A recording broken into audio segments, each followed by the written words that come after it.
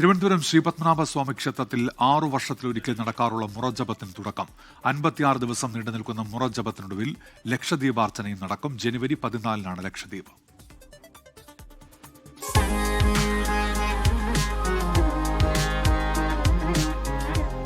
മുറ എന്നാൽ വേദം.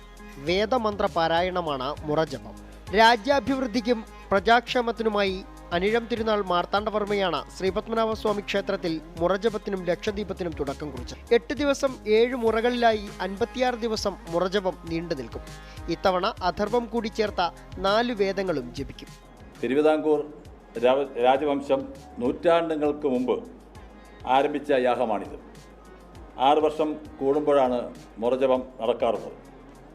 ഋഗ്വേദം, യജുർവേദം, സാമവേദം എന്നിവ ക്രമമായി നടന്നു വരുന്നു.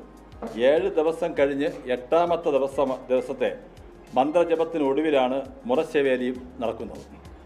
മുറജപത്തിൽ പങ്കെടുക്കാൻ ശൃംഗേരി, ഉടുപ്പി, ഉത്രാദിമഠം, കാഞ്ചീപുരം എന്നീ മഠങ്ങളിൽ നിന്നുള്ള സന്യാസിമാർക്ക് പുറമെ വിവിധ ദേശങ്ങളിൽ നിന്നുള്ള ആയിരക്കണക്കിന് വേദപണ്ഡിതന്മാരും എത്തും.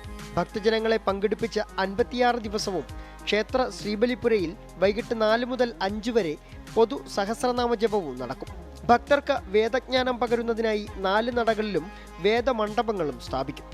പ്രശസ്ത കലാകാരന്മാർ നയിക്കുന്ന കലാപരിപാടികൾ കോർത്തിണക്കിയുള്ള വന്ദേ പത്മനാഭം എന്ന പരിപാടി മുറജപത്തിന്റെ ആരംഭ ദിനത്തിൽ പ്രശസ്ത നടൻ റാണ ദഗുപതി ഉദ്ഘാടനം ചെയ്യും. ജനുവരി 14-ന് നടക്കുന്ന ലക്ഷദ്വീപത്തിൽ ഏകദീപാർച്ചനയിലൂടെ ഭക്തർക്കും പങ്കാളികളാകാം.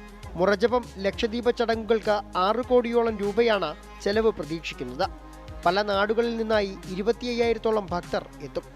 24 തിരുവനന്തപുരം. ലോകത്തെവിടെയായാലും ഏത് സമയത്തും 24 വാർത്തകളും ഓഗ്മെന്റഡ് റിയാലിറ്റി പാക്കേജുകളും എക്സ്പ്ലെയിനറുകളും വിശദമായി കാണാൻ ഞങ്ങളുടെ യൂട്യൂബ് ചാനൽ നിങ്ങൾക്ക് സബ്സ്ക്രൈബ് ചെയ്യാം.